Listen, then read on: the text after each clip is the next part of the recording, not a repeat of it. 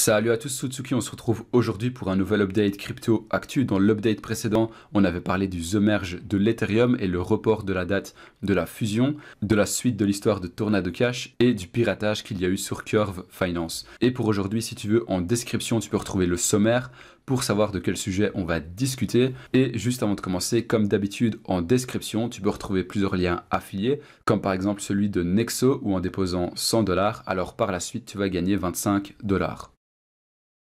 Alors tout d'abord, pour commencer au niveau du marché global, sur la carte thermique pour ces dernières 24 heures, on peut tout simplement constater qu'on a un marché qui est plutôt stable. On a un Bitcoin à moins 0,13%, un Ethereum à plus 0,40% et ainsi de suite. C'est vraiment des petites fluctuations. Donc on a simplement un Dogecoin pour aujourd'hui qui est à plus 12%. Mais par contre, si on prend pour la semaine, là c'est directement un peu plus intéressant puisqu'on a principalement du rouge et du vert. Donc ça dépend d'un jeton à un autre. Donc on a un Bitcoin à plus 1%, un Ethereum à plus 7,35%, un AMP à moins 13,43%, un BNB à moins 2%, un Dogecoin et un Shiba à presque 30%. Et d'ailleurs, par rapport à ces deux jetons, on va justement en discuter dans cet update. Et ensuite, qu'on prend la carte thermique pour ce dernier mois. Alors là, on a un Bitcoin à plus 13%, un Ethereum à plus 40%, un AMP à plus 30% et ainsi de suite. On est principalement dans le vert, comme c'est le cas depuis déjà plusieurs jours. Alors ensuite, par rapport à la capitalisation boursière, pour aujourd'hui, on est sur une capitalisation boursière globale de 1 150 milliards de dollars, soit une augmentation de 0,30% ces dernières 24 heures. Et en termes de volume tradé, on est sur du 67 milliards de dollars, ce qui équivaut à une perte de 13,94%. Alors c'est tout à fait normal qu'on soit sur une perte d'un volume tradé ces dernières 24 heures, puisqu'on vient de sortir d'un long week-end de 3 jours. Mais par contre, qui dit une diminution de la baisse du volume tradé, on aura directement un crypto free grid qui aura diminué par rapport à l'update précédent. Dans l'update précédent, on n'était pas du tout en fear, mais on était en neutralité. Et il me semble qu'on était sur un score de 47. Aujourd'hui, on est sur un score de 44. Et du coup, forcément, on repasse en fear. Mais bon, c'est pas dramatique, on est quand même sur 44. Il suffit d'un score en plus, voire deux, pour être à nouveau dans la neutralité. Et tu peux voir qu'hier, on était sur 45. Donc hier, on était le lundi. Mais lundi, c'était un jour férié dans la plupart des pays. Alors ensuite, on peut se pencher sur le marché du Bitcoin. Pour aujourd'hui, on a un BTC qui vaut 24 020$. Et par rapport au graphique, on peut tout simplement constater qu'on est encore sur la tendance haussière sur du long terme. Donc depuis le 18 juin, actuellement, on est sur une tendance haussière de 33%. Mais par contre, quand on prend les bougies en H4, alors là, on peut tout simplement voir que le marché est très volatile. On a des tendances qui sont très fluctuantes. Par exemple, pour le 26 juillet jusqu'au 30 juillet, on a fait une hausse de 18% et directement par la suite, on a fait une chute de 8%. Mais comme on vient de le voir, sur le long terme, ça reste sur une tendance haussière et ça, c'est vraiment le principal. Mais on est également dans une période où il faut vraiment faire attention puisque si le Bitcoin plonge dès aujourd'hui, alors il plongera très sévèrement. Donc il faut vraiment rester sur ses gardes. Alors ensuite, on peut passer aux actualités. La première actu, elle concerne le stablecoin de Polkadot. Alors je t'explique. Comme on le sait tous, l'année 2022, c'est vraiment pas une bonne année pour les stablecoins. Il y en a déjà plusieurs qui ont perdu leur parité avec le dollar, ainsi qu'en perdant la quasi-totalité de leur capitalisation boursière. Et malheureusement, ce dimanche 14 août, le stablecoin Akala USD, donc l'AUSD, stablecoin basé sur le Polkadot, le stablecoin a chuté sous la valeur d'1 centime américain. Et comme tu peux le voir, l'AUSD est totalement au point mort, il n'y a absolument aucune fluctuation, ce qui équivaut à une perte de 1,3 milliard de dollars. Et c'est encore une fois durant cette année 2022 que des milliards de dollars se volatilisent d'un claquement de doigts. Et sur Twitter, justement, on a le protocole Akala qui s'est exprimé, donc je vais te lire le communiqué. Nous avons remarqué un problème de configuration du protocole Hanson qui affecte l'AUSD. Nous passons un vote urgent pour mettre en pause les opérations sur Akala pendant que nous enquêtons et atténuons le problème. Nous ferons un rapport lorsque nous reviendrons à un fonctionnement normal du réseau.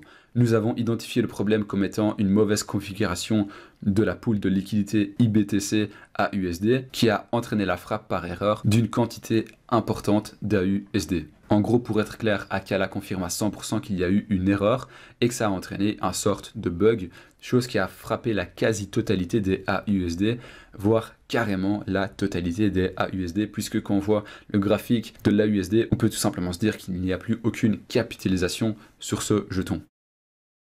Alors ensuite, on peut passer à la deuxième actualité, elle concerne les cryptos Dogecoin et Shiba Inu. Alors en fait, les crypto-monnaies, même Shiba Inu et Dogecoin, ont enregistré pour le moment leur 4e semaine de hausse consécutive, particulièrement le Shiba Inu qui se distingue comme la 3e meilleure performance parmi les 100 premières cryptos par capitalisation boursière au cours de la semaine passée. Et tu peux constater qu'en un seul jour, il y a eu une hausse de 45%, passant d'une capitalisation boursière de 340 millions de dollars à 4 milliards de dollars. Et cette hausse, elle est principalement résumée par le lancement de la deuxième couche pour l'écosystème du Shiba Inu qui va s'appeler Shibarium et ça devrait être lancé durant ce 3e trimestre 2022. Donc forcément, en ce moment, il y a énormément de mouvements sur le cours du Shiba Inu.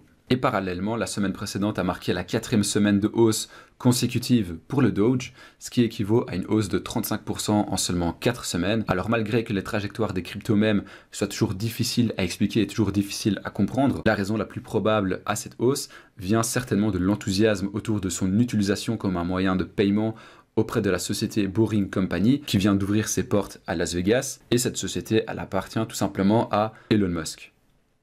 Et ensuite, on peut passer à la 3e actualité, elle concerne le jeton CEL de Celsius. Alors en fait, je t'explique, son cours a enregistré une hausse de 4000% ces 2 derniers mois, chose qui est totalement étonnante puisque la société Celsius est actuellement en faillite. Alors l'histoire de Celsius, c'est malheureusement pas du tout un cas isolé, et comme on vient de le voir justement avec par exemple les stablecoins, il y a vraiment pas mal de pertes de parité, il y a aussi de nombreuses faillites de différentes sociétés.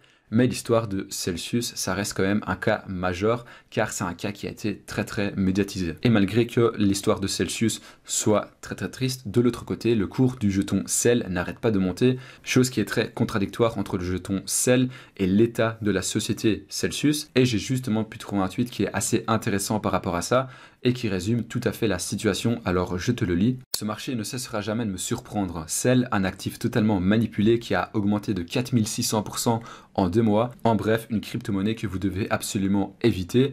Le CEL retombera tôt ou tard. Il ne faut pas oublier que la société Celsius est en faillite. La chose qui reste également très étonnante concernant cette hausse sur le jeton CEL, c'est que le jeton CEL a été retiré de nombreuses plateformes d'échange et c'est actuellement assez rare de pouvoir échanger. Mais par contre, tu peux néanmoins toujours le faire via FTX. Mais c'est également ce facteur-là qui fait en sorte que la hausse du jeton CEL soit difficilement compréhensible. Mais en fait, pas autant que ça au final, puisque la hausse peut uniquement être définie par 3 facteurs différents. Premièrement, la médiatisation de Celsius, ce qui indirectement a rendu le jeton CEL très célèbre. Ensuite, on a le phénomène de la liquidité, puisque les holders du CEL sur Celsius n'ont pas pu revendre leurs jetons. Et dernièrement, on a la spéculation, car malgré que le CEL ait été retiré de nombreuses plateformes, on aura toujours des spéculateurs qui vont tenter de faire du profit sur du court terme. Donc forcément, en faisant un cocktail de ces 3 facteurs-là, alors on aura un jeton CEL qui sera moyennement exposé aux investisseurs. Alors on est déjà à la fin de cet update crypto actu. Si ça t'a plu, évidemment, tu peux liker et t'abonner. C'est tout, Tsuki. À très bientôt. Allô? Allô, bonjour, pardon? On s'est déjà appelé?